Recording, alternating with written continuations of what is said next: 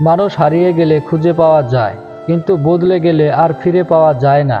শুধুমাত্র রাগটা কন্ট্রোল করতে পারি না বলেই নিজেই নিজের ক্ষতির কারণ হয়ে দাঁড়িয়েছি। কি হবে জীবনে এত পারফেক্ট মানুষ খুঁজে, যদি সেখানে ভালোবাসাটাই না থাকে? ঠকায় একজন, কিন্তু বিশ্বাসটা উঠে যায় সবার উপর থেকে।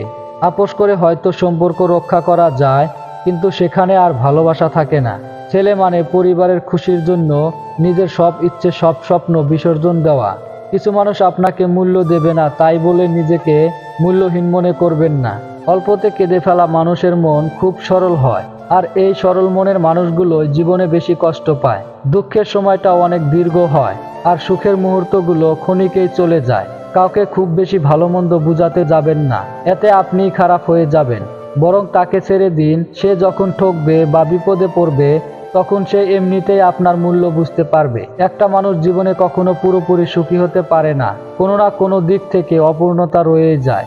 জীবনের চাহিদা যত কম, জীবনে তোমার সুখী হওয়ার সম্ভাবনা তত বেশি। মানুষ অন্যের দোষ দেখতে পেলে বিচারপতি হয়ে যায়, আর নিজের দোষ ঢাকার জন্য উকিল হয়ে যায়।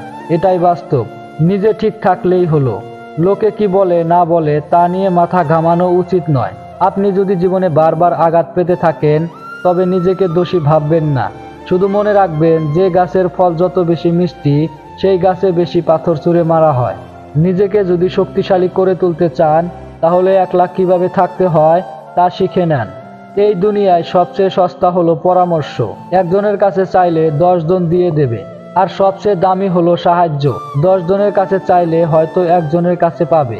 পাশে দাঁড়িয়ে ভরসা দেওয়ার লোক নেই, সামনে দাঁড়িয়ে পথ দেখানোর লোক নেই, কিন্তু পেছনে দাঁড়িয়ে সমালোচনা করার লোক অনেক আছে। স্বামী স্ত্রীর সম্পর্ক হওয়া উচিত হাত ও চোখের মতো। যদি হাত ব্যথা পায় তাহলে চোখ কাঁদে, যদি চোখ কাঁদে তাহলে হাত অশ্রু মুছে দেয়। মানুষকে জীবনে 6 বার হেরে যেতে হয়। নাম্বার 1 টাকার কাছে, নাম্বার 2 ভালোবাসার কাছে, নাম্বার 3 সময়ের কাছে, নাম্বার 4 বিবেকের কাছে, নাম্বার 5 বন্ধুত্বের কাছে, নাম্বার 6 অবশেষে মৃত্যুর কাছে। ভাগ্য তোমার হাতে নেই, কিন্তু সিদ্ধান্ত তোমার হাতে। ভাগ্য সিদ্ধান্ত নেয় না, কিন্তু তোমার সিদ্ধান্তই তোমাকে ভাগ্য এনে দিতে পারে। তুমি কার চোখে কেমন সেটা কোনো বিষয় না, তুমি ভগবানের চোখে সুন্দর বলেই তোমায় দুনিয়ায় পাঠিয়েছেন। এর চেয়ে বড় আর কি হতে পারে? আজকালকার দিনে অর্থ আর স্বার্থ ছাড়া কেউ কারো কাছে আসে না। অর্থ শেষ হলে ফেলে চলে যায়, আর স্বার্থ হাসিল হলে দূরে ঠেলে দেয়। রিলেশনশিপকে কখনো সিরিয়াসলি নেবেন না, হালকা করে ছেড়ে দিন, নিজের মতো চলুক। কোনো কিছুকে বেশি গুরুত্ব দিলেই খুব তাড়াতাড়ি সেটা শেষ হয়ে যায়। বেশি কেয়ারিং হতে যাবেন, নিজের গুরুত্ব বোঝাতে যাবেন তো নিজেই কষ্ট পাবেন, আর কিছু না। যে গাছটাকে বেশি যত্ন করবেন, সেই গাছটাই তাড়াতাড়ি মারা যাবে। অথচ দেখুন রাস্তার পাশে গাছগুলো যত্নহীন অবস্থায়, অবহেলায় কত সুন্দর বেড়ে উঠেছে। জোর করে কোনো সম্পর্ককে টিকিয়ে রাখা যায় না। যে পাশে থাকার সে কোনো কারণ ছাড়াই পাশে থাকবে, আর যে চলে যাওয়ার সে যে কোনো কারণ দেখিয়ে চলে যাবে।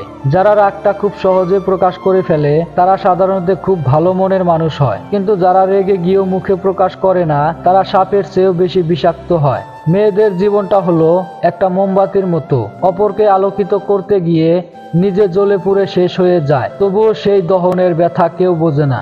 একটুখানি সুখের জন্য মানুষ কি না করে। সুখ নামক মরীচিকার পিছে সবাই দৌড়ায়, কেউ পায় আর কেউ হারায়। যে আজ তোমাকে অবহেলা করছে, গুরুত্ব দিচ্ছে না, ধৈর্য ধরো, একদিন তোমাকেই তার সবচেয়ে বেশি প্রয়োজন হবে। বন্ধু যতই খারাপ হোক, তাকে কখনো ফেলে দিও না। মনে রেখো, জল যতই খারাপ হোক, তা কিন্তু আগুন নেভানোর কাজে লাগে। খারাপ সময় তো একদিন না একদিন শেষ হয়েই যায়, কিন্তু খারাপ সময়ে যে মানুষগুলোর রূপ সামনে এসেছে, তাদের জন্য ঘৃণাটা সারা জীবন থেকেই যাবে।